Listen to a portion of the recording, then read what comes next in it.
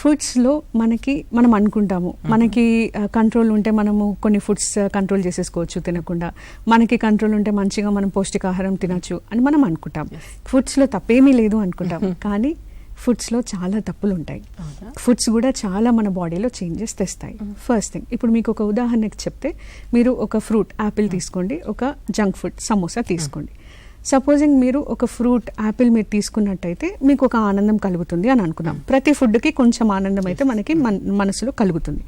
So ఆ ఆనందం మెదడులో ఒక లెవెల్ 4 ఉంది అనుకుందాం. అవుట్ ఆఫ్ 10 లెవెల్ 4లో మీకు ఆ యాపిల్ తిన్న వెంటనే ఒక ఆనందం వస్తుంది. Fine, good. మీరు సమోసా తిన్నట్టయితే మీకు 8 or 9 ఆనందం వస్తుంది, మంచి ఆనందం వస్తుంది. సో ఫస్ట్ ఆఫ్ ఆల్ దీనివల్ల మీరు ఏమనుకుంటారు, నేను సమోసాని ఎక్కువ తినాలి అన్న ఆలోచన మనకు ఉంటుంది.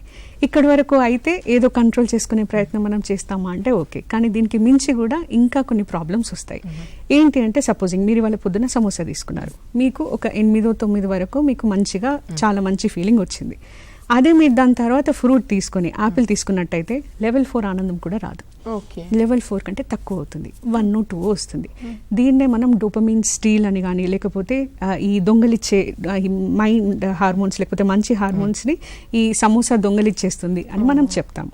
సో దీనివల్ల మనం ఏం చేస్తాము, దీంతో అస్సలే ఆనందం రావట్లేదు, దాంతో వస్తుంది. సో దాన్నే తీసుకుందాము అని మనం రోజు జంక్ ఫుడ్ తినే అలవాటు చేసుకుంటాం. దీంట్లో ఇంకో 3వ ఎత్తు ప్రాబ్లం కూడా ఉంటుంది. సరే, ఒక సమోసా తీసుకున్నాం, బాగానే అనిపించింది, లెవెల్ 8-9 ఆనందం అనిపించింది, ఓకే అనుకుంటాం. నెక్స్ట్ టైం మనం మళ్ళీ అదే ఆనందం తీసుకోవడానికి మళ్ళీ ఇంకో సమోసా తింటాం, కానీ ఆ సమోసాకి 8-9 రాదు, తక్కువ అయిపోతుంది.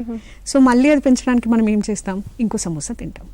అలా పెంచుతూ అది ఒక అడిక్షన్ లాగా. ఇది ఓన్లీ ఫుడ్ అడిక్షన్ కాదు, ఆల్కహాల్లో చూసినా లేకపోతే వేరే సబ్స్టెన్సెస్లో చూసినా అండర్లైన్ మన మెదడులో జరిగేది ఇది. అది చాలా మంచి హార్మోన్స్ని తీసేసుకుంటుంది. నాట్ ఓన్లీ ఫ్రూట్స్ వల్ల ఆనందం కాదు, మీరు ఫ్యామిలీతో స్పెండ్ చేస్తున్నారు, టైం స్పెండ్ చేస్తున్నారు, ఒక ఆనందం అనేది కలుగుతుంది. ఈ ఫుడ్స్, ఈ బ్యాడ్ ఫుడ్స్ అనేది ఆ ఆనందాన్ని కూడా లాగేసుకుంటుంది. మీకు దేంట్లో ఆనందం రాదు, దాంట్లోనే ఆనందం వస్తుంది, అది ట్రాప్ చేసేస్తుంది మనల్ని. సో ఏ ఫుడ్ తినాలి అనేది అక్కడ చాలా ఇంపార్టెంట్ అవుతుంది. ఇలా డోపమిన్ని స్టీల్ చేసే ఫుడ్స్ అనేది మనం దూరంగా ఉంచాలి.